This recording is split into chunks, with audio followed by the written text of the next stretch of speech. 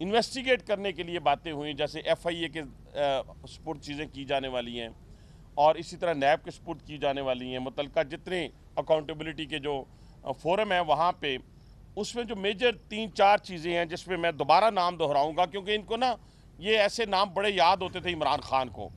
और कल रात वो बड़ा भोला बना हुआ था, बड़ा इतना भोला बना हुआ था जैसे वो आप टीवी में अक्सर नहीं देखते, वो आता है एक मामा जी का छोटा सा भांजा जिसे दुनिया से बिल्कुल बेखबर गुफ्तगू कर रहा होता है, उस तरीके से रात को भोला बना हुआ था।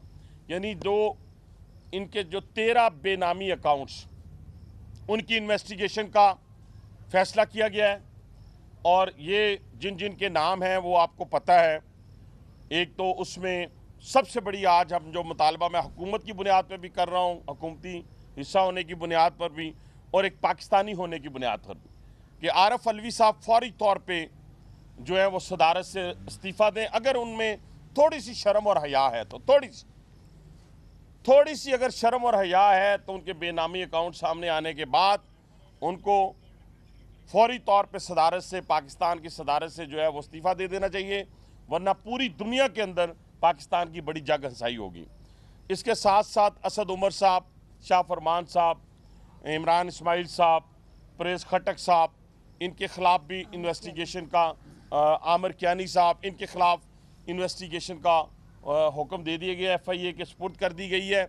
इनकी सारी जायदाद, इनका आने वाला पैसा, इनके बाकी मांदा अकाउंट्स भी जो इस वक्त वो रन कर रहे हैं, इनकी फैमिली के अकाउंट्स, ये सारे जो हैं इन लोगों के जो हैं वो सारे के सारे इन्वेस्टिगेट होंगे और वहाँ से पता चलाया जाएगा कि खैरात पे के नाम पर आने वाला पैसा जो है इस शख्स ने अपने इन लोगों के ज़रिए ज़ाती अकाउंट्स में पैसा किस वजह से मंगवाया और किस तरीके से मंगवाया।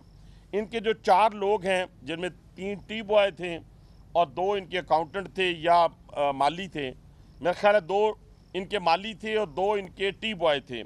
इनका नाम मैं ज़रूर लूँगा यहाँ पे ताकि लोगों के सामने वो नाम आ जाएं और उनकी सैलरीज भी बताऊँगा।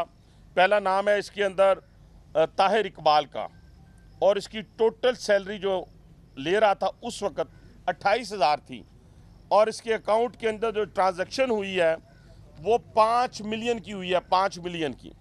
इसी तरह मोहम्मद नुमान है जी, नुमान अफजल, ये भी टी बॉय है, और इसकी टोटल सैलरी जो बनती है उस वक़्त जो ले रहा था 35,000 थी और 7 मिलियन की ट्रांजैक्शन हुई है। इसी तरीके से मिस्टर मोहम्मद अरशद है, ये उनका माली है, इसकी जो टोटल सैलरी थी वो थी 28,000 और उसके अंदर भी 6 मिलियन की हुई है। फिर एक और माली है मिस्टर मोहम्मद रफ़ीक, इसके अंदर भी तकरीबन 6-6.5 मिलियन की इनके ख़िलाफ़ और इन्वेस्टिगेशन जो FIA के सपुर्द कर दी गई है, और बाकी चीज़ें भी साथ साथ इंशाअल्लाह ताला चलेंगी।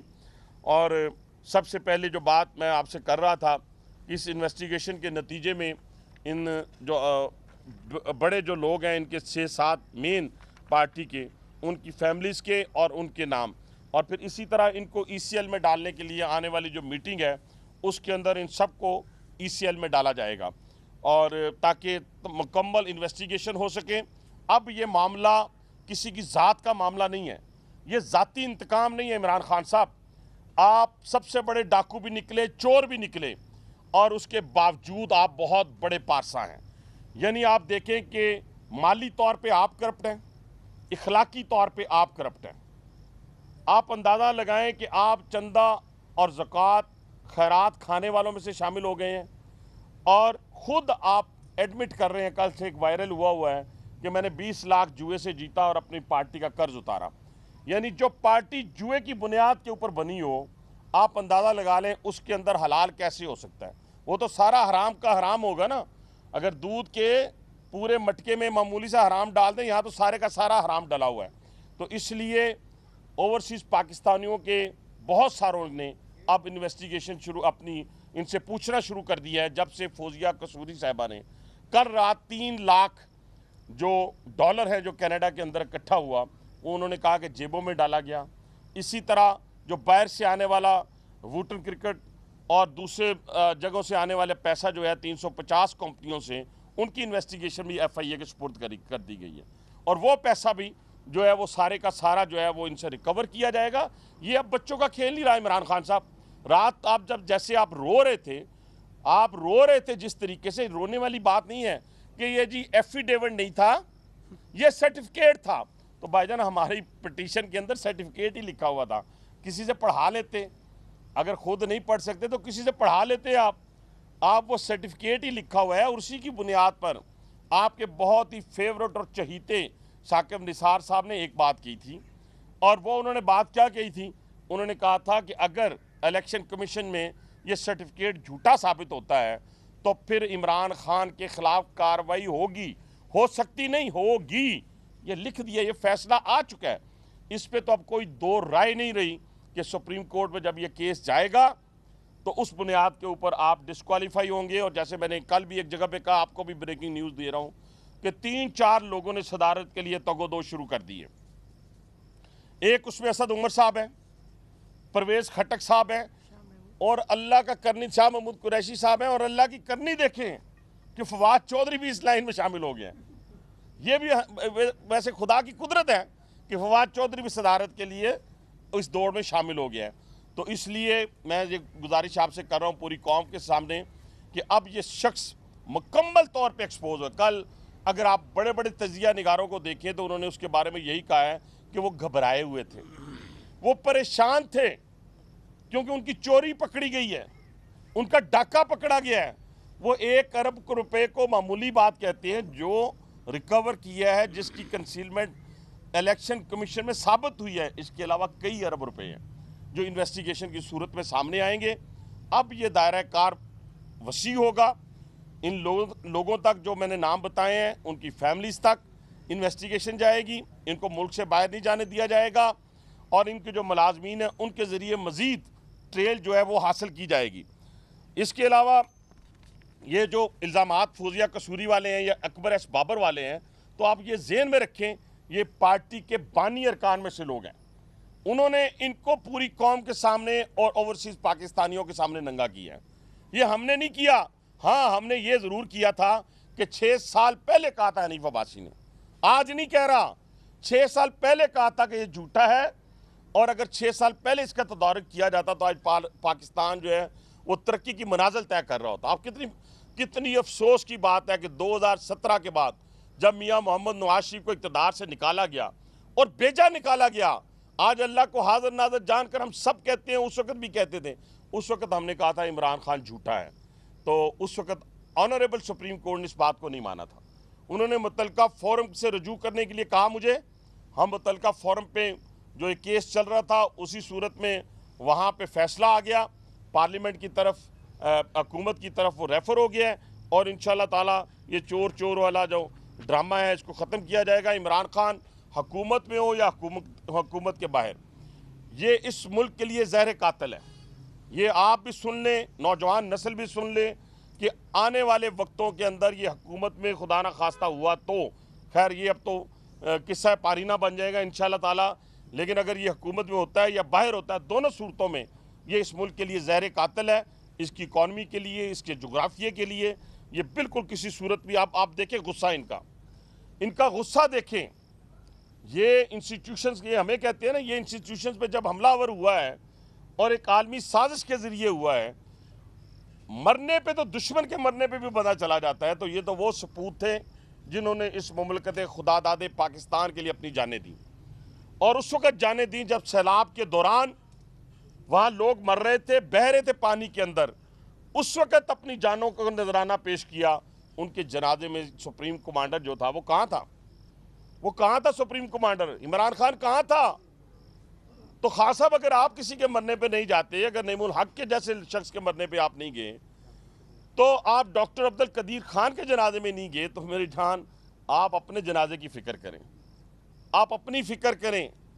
और वो उस शख्स को कोई एक शख्स भी इतना गुस्सा, इतनी नाराज़गी कि आपने उन शहदा के खून के साथ भी मजाक किया, और उसके ऊपर सोशल मीडिया के ऊपर जो खराफात आपने बकी, वो किसी तौर पे एक्सेप्टेबल नहीं है, किसी तौर पे एक्सेप्टेबल नहीं है। हमारी ज़ाती लड़ाई किसी से हो सकती है, किसी दोस्त भाई से हो सकती है, फैमिली के अंदर आप लड़ रहे होते हैं, लेकिन क्या अपने भाई को मोहल्ले के अंदर जाके नंगा करते हैं? आप नहीं करते इस तरीके से। और आपने जो हरकत और सकनात शहदा के जनाजों पे की हैं वो भी नाकाबिले माफ़ी है। मनी लॉन्ड्रिंग और बेनामी अकाउंट्स बन्नी गाला के दोबारा इन्वेस्टिगेशन, उसकी ज़मीन का ख़रीदना और किस तरीके से उसको, क्योंकि पहले जो सादिक और अमीन करार दिया गया था वो तो आज साबित हो गया इलेक्शन कमीशन के फैसले के बाद कि इमरान खान सादिक और अमीन नहीं था और नहीं है। और इसी तरीके से आज इसको 62 और 63, क्या बात है, जब 2017 में मियां नवाज शरीफ के खिलाफ फैसला आता है तो ये 62 और 63 को आसमान पे ले जाते हैं और कहते हैं 62 और 63 तो बहुत अच्छा कानून है। और किस पे फैसला आया था आप सबको पता है, बार बार दोहराना पड़ता है कि अपने बेटे से सैलरी ना लेने की सूरत में खैराती माल नहीं खाया मियां नवाज शरीफ ने। मियां नवाज शरीफ ने खैरात का माल, ज़कात का माल नहीं खाया। उन्होंने पाकिस्तानियों से पैसे लेके अपनी जेबों में नहीं डाले। इमरान खान, उसने सिर्फ अपने बेटे से सैलरी नहीं ली जिसकी बुनियाद पर उनको ताहयात नाअहल करार दिया गया। अगर इसमें किसी को शक है तो आप में से कोई हमें मुनाजरा करने के लिए, हम उसके लिए तैयार हैं। इसी तरह आप अगर देखते हैं कि पाकिस्तान की इस 74 साल तारीख के अंदर कोई ऐसा शख्स नहीं आया जो शख्स ये कह सकता हो कि उसके बारे में ठप्पा लगाओ। कैदों में तो डाले गए, जला वतन तो किए गए, फांसी तो दी गई, लेकिन बड़ी बात है जो मैंने पहले की थी और रात फौजिया साहिबा ने भी की है कि जो शख्स दुनिया के अंदर झूठ बोलता है या जो अपने आप को छुपाता है, वो जब तक दुनिया में एक्सपोज नहीं होता उस वक्त तक वो दुनिया से जा नहीं सकता। ये अल्लाह ताला का असूल है। तो ये 3-4 चीज़ें थी मोटी मोटी जो मैंने आपको कैबिनेट के हवाले से बताई हैं कि इसको वसी किया जा रहा है, इसकी इन्वेस्टिगेशन को। और ख़ास तौर पे वो कल अगर आप देखें जिस तरीके से उन्होंने जाना था इलेक्शन कमीशन के सामने, मैं उस वक़्त वो कह रहे थे कि हम जाएंगे, जाके तो वहाँ पे एहतजाज करेंगे, तो हंसी आती है। और लोग भी अब थक गए हैं कि खुद मासूम बैठे हुए घर में और लोगों को कहते हैं जाके आंसू गैस और लाठीचार्ज खाएं, और वहाँ पे जाके F9 में एहतजाज फिर आ गए। तो माइका लाल इतना दलेर था तू, तो फिर आता रेड जोन में, आते रेड जोन में आके इलेक्शन कमीशन के सामने मुजाहरा करते, हम मान जाते हैं आपको। आप इतने दलेर नहीं हैं। आप लोगों के बच्चों से, उनके खून से होली खेलने की कोशिश कर रहे हैं। ये कोशिश आपकी नाकाम होगी, इसमें आप किसी तौर पे कामयाब नहीं होंगे। आप सर्टिफाइड झूठे, करप्ट, और इस वक्त पाकिस्तान की तारीख के अंदर आपकी पार्टी जो है ये साबित हो चुकी है कि ये फॉरेन फंडेड है, आप फॉरेन एजेंट हैं। ये मैं नहीं कहता था, यकीन माने अगर हकीम सईद और डॉक्टर इसरार अहमद, अगर ये 2 क्रेडिबल लोगों ने आज से 30 साल पहले कहा है तो ये कैसे झूठ हो सकता था? ये कैसे झूठ हो सकता है? दोनों की क्रेडिबिलिटी में पूरी पाकिस्तानी कौम को कोई शक नहीं था। और ये अमेरिका की मुखालफत करता है, एब्सोल्युटली नॉट। वो बड़ा अच्छा आजकल लिखो, एब्सोल्युटली फ्रॉड। क्यों? सुन लें आप भी। 30 गाड़ियां ली हैं कल यूएस एम्बेसडर से पेशावर के अंदर, इनके वजीर आला ने 30 गाड़ियां ली हैं। और बेशरम आदमी, तुम्हें शर्म नहीं आती? तुम कौम को बेवकूफ बनाते हो। तुम उसके एम्बेसडर से 30 गाड़ियां ले रहे हो, कहते हैं एब्सोल्युटली नॉट। 36 ली हैं, 6 कम बता दी मैंने, 36 गाड़ियां ली हैं। अब ये निकलेगी, इन्वेस्टिगेशन जब होगी तो ये एक और मैं अब ब्रेकिंग न्यूज देने लगा हूं। हो सकता है अमेरिका ने इसको कहा बोली जा साढ़े खिलाफ, लेकिन मुल्क का बेड़ागर कर दो और पैसा भी लिए जा, गाड़ियां भी लिए जा। ये निकलेगा एजेंट अमेरिकन, ये निकलेगा एजेंट। मैं आपको यकीन माने कि फॉरेन एजेंट ये तो साबित हो चुका है। और ये सारी चीजें आपके सामने हैं। एक तरफ अमेरिका को गालियां देना, दूसरी तरफ अमेरिका से गाड़ियां लेना, अमेरिका